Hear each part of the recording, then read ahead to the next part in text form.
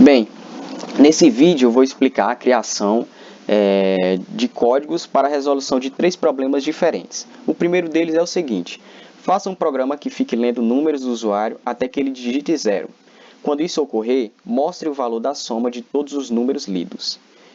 Então, nesse programa, a primeira linha de código é a seguinte: eu criei uma variável chamada soma, que é igual a 0 no início, e essa variável ela vai ser responsável por somar todos os números digitados pelo usuário. Então, aqui eu criei, nessa segunda linha, uma estrutura de repetição while, true, que vai se repetir indefinidamente até a condição de parada. O num é a variável que eu criei para receber o valor digitado pelo usuário, através do comando input. Soma, ela vai se atualizar, esse código aqui, essa linha, é para atualizar a variável soma a cada vez que essa variável num é preenchida com o valor digitado pelo usuário. E aqui eu criei uma condição if. Essa condição ela é satisfeita quando o num, ou seja, o número digitado pelo usuário, é igual a 0. E se isso é satisfeito, se esse if é satisfeito, o comando break é executado. E esse comando break, ele encerra o laço da estrutura de repetição while. Isso quer dizer que o programa vai parar de pedir para o usuário digitar um valor numérico. E aqui essa última linha é um print para mostrar justamente a soma dos números que foram digitados pelo usuário. Agora eu vou executar esse programa aqui para verificar o seu funcionamento. Vou digitar o número 2, 3, 1 e 4. Agora eu vou digitar 0 para encerrar o programa. Perceba que a soma dos números é 10. É justamente, se você somar 2 com 3, dá 5, mais 1, 6, mais 4 aqui, 10. Então, o programa está funcionando perfeitamente. Agora vamos para o segundo problema. O segundo problema tem o seguinte enunciado: faça um programa que fique lendo números do usuário até que ele digite 0. Quando isso ocorrer, mostre quantos números são múltiplos de 3 e quantos são múltiplos de 5. Inicialmente aqui, nessa primeira linha, eu criei uma variável chamada m5, que recebe o valor 0, e essa variável ela vai ser responsável por contar quantos números digitados pelo usuário são múltiplos de 5. Eu também criei a variável m3, que vai contar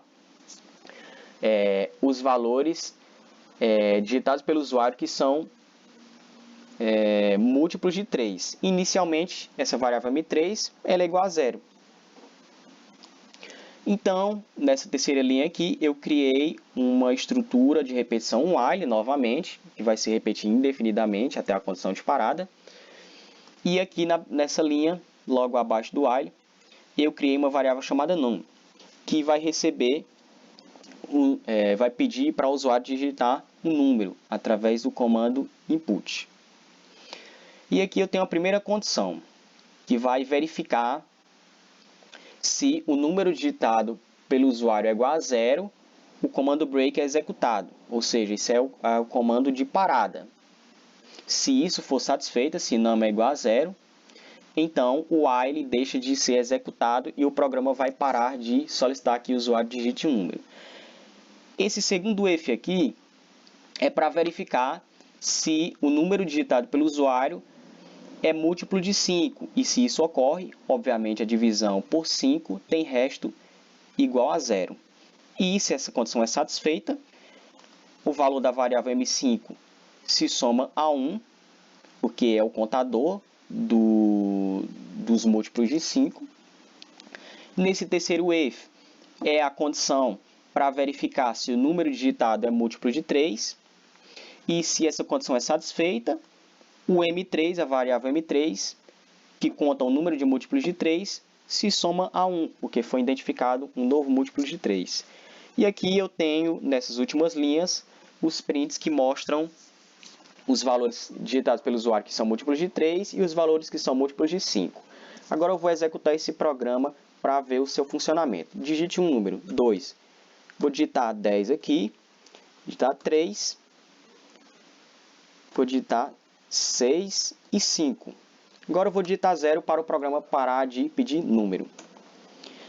Dois valores digitados pelo usuário são múltiplos de 3, exatamente isso. O 3 é múltiplo de 3, o 6 é múltiplo de 3. Nós só temos esses dois múltiplos de 3, realmente. Dois valores digitados pelo usuário são múltiplos de 5, o próprio 5 que foi digitado e o 10. Então, nós realmente só temos esses dois múltiplos de 5. Então, percebe-se que o programa funcionou de acordo com o que é pedido no enunciado. Agora, vamos para o terceiro problema. Faça um programa que leia um valor inteiro n e então mostre os n primeiros números primos. O primeiro número primo é o 2. Nessa primeira linha aqui, eu criei a variável n maiúsculo, conforme pede o enunciado, e vai receber um número inteiro, como sinaliza aqui o comando int. Eu criei uma variável chamada cont, que inicialmente tem valor igual a 0, e essa variável vai ser responsável por contar quantos números foram identificados como números primos. E eu também criei outra variável chamada n minúsculo, que inicialmente tem valor igual a 1. Essa variável vai ser a variável que vai escolher os números que vão ser verificados se são primos ou não. Aqui eu criei uma estrutura de repetição, while, que tem como condição cont ser menor do que n, ou seja, ela vai ser executada enquanto cont for menor do que n, que é o número digitado pelo usuário. Por exemplo, se o usuário digitar 5, enquanto o cont, que conta o número de valores que são primos identificados, for menor do que 5, tudo que está abaixo será executado. Então, nessa primeira linha aqui, depois do while, eu atualizei a variável n minúsculo, porque eu quero que o primeiro número a ser verificado, se é primo ou não, seja 2. Lembrando que n minúsculo inicialmente tinha valor 1. Então, para ser verificado o primeiro número ser 2, eu tenho que somar logo no início do while aqui a 1, o valor de n minúsculo. A primeira condição é um if. Esse if, ele verifica se